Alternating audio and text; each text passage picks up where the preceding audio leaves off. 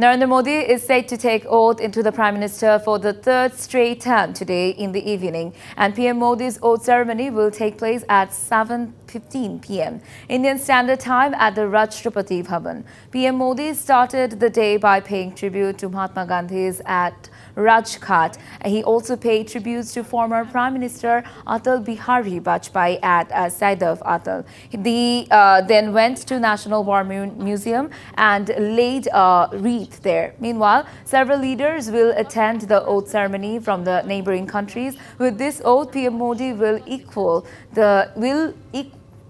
the third term in the office record of the former Prime Minister Jawaharlal Nehru, who won in 1952, 1957 and 1962 general elections.